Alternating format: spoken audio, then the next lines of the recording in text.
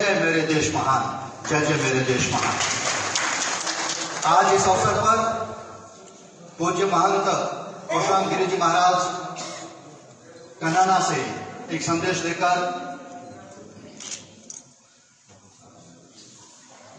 लेकर एक संकल्प मन में धारण करके इस यात्रा को प्रारंभ किया। और सबसे पहले तो मैं आप श्री के चरणों में ही धन्यवाद ज्ञापित करना चाहता हूं कि यह दृढ़ संकल्प आपने पूर्णतया निभाया।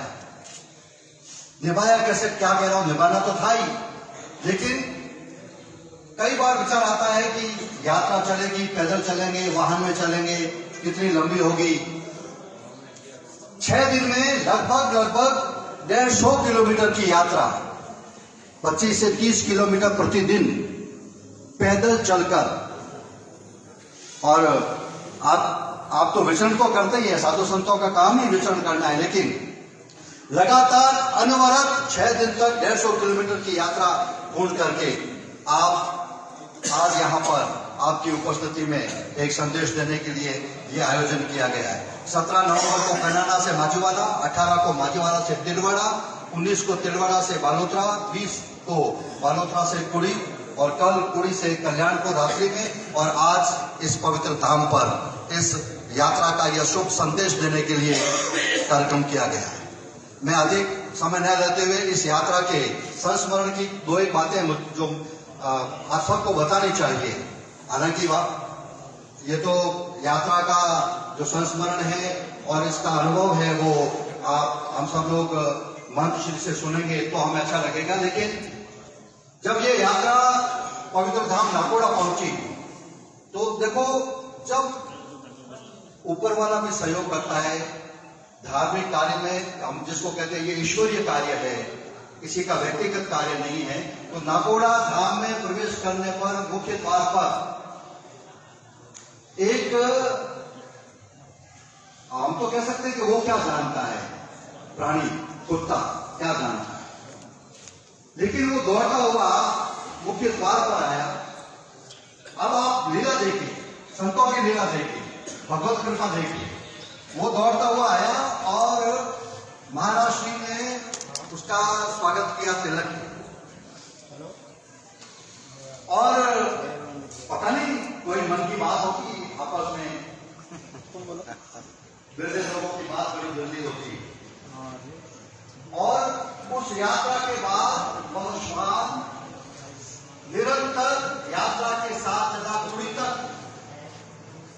अनवरत उनके साथ चला, और किसी की तरह से रास्ते में किसी अन्य ने उसको डिस्टर्ब करने की कोशिश नहीं की, व्यवधान नहीं डाला, वो साथ साथ चला। और कल गुड़ी में शिवरात्रि को वो अंतर्ध्यान हो गया, कहीं रुकता है।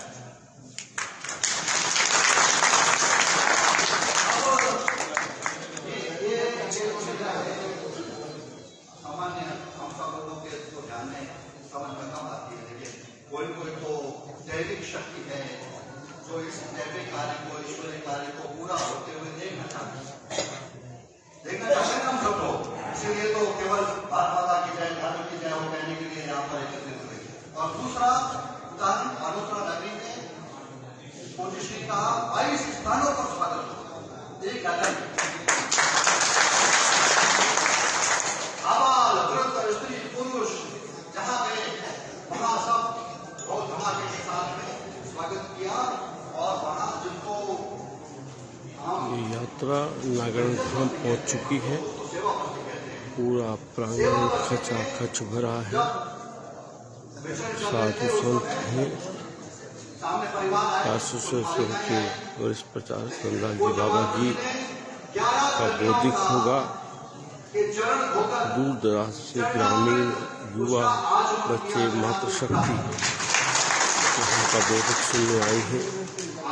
समरसता संकल्प यात्रा का ये आज पूर्ण है यहाँ पर नागरण धाम में।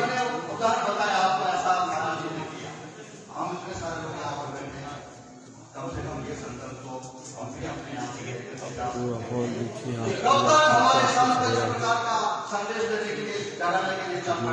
से लोग यहाँ पर आए हैं। समरसता संकल्प पैदल यात्रा, जैसा कि आप जानते हैं कि 17 नवंबर को श्रीमठ कनाना से रवाना हुई और आज कनाना से रवाना होकर नागनाथ धाम पहुंची है, जहां पर भारी संख्या में पूरा हॉल खचाखच भरा है। लोग समरसता के भाव से नशा मुक्ति का संकल्प लेने और प्रकृति के संरक्षण की प्रतिज्ञा यहाँ पर लेंगे। बीच बीच में आपको ये अपडेट करते रहेंगे। राष्ट्रीय स्वयंसेवक संघ के प्रचारक यानी ये तो बात बनी है कि घर बार छोड़ करके देश धर्म समाज का काम करते हैं। तो जैसे भगवा सरकारी संगठन है, यहाँ श्वेत वस्त्रधारी संन्यासी के रूप में और आप विचरण करते हैं। आपने कॉलेज शिक्षा में जोधपुर इंजीनियरिंग कॉलेज से उस समय आज से 50 वर्ष पहले, लगभग 50-52 साल पहले गोल्ड मेडलिस्ट स्वर्ण पदक लेकर के इंजीनियरिंग के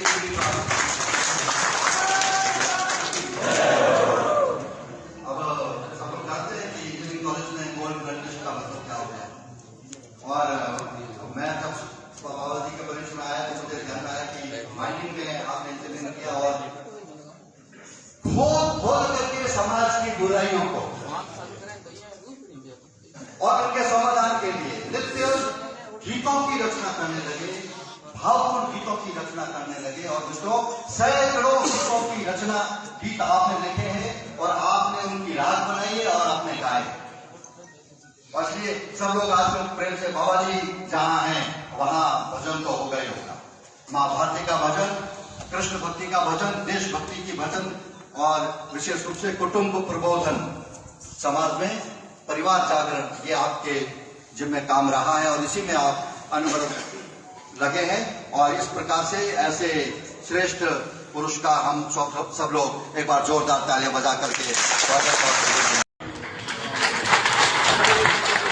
समरसता संकल्प यात्रा में इस वक्त आप बाबा जी का उद्बोधन के बाद उनका गीत आप सुन रहे थे।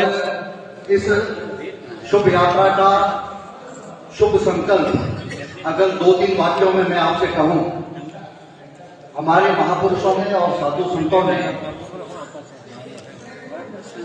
अपने प्रयत्नों से पिछली 5 पीढ़ियों में हमारे यह देश इस स्तर पर लाकर के हमको सौंपा है।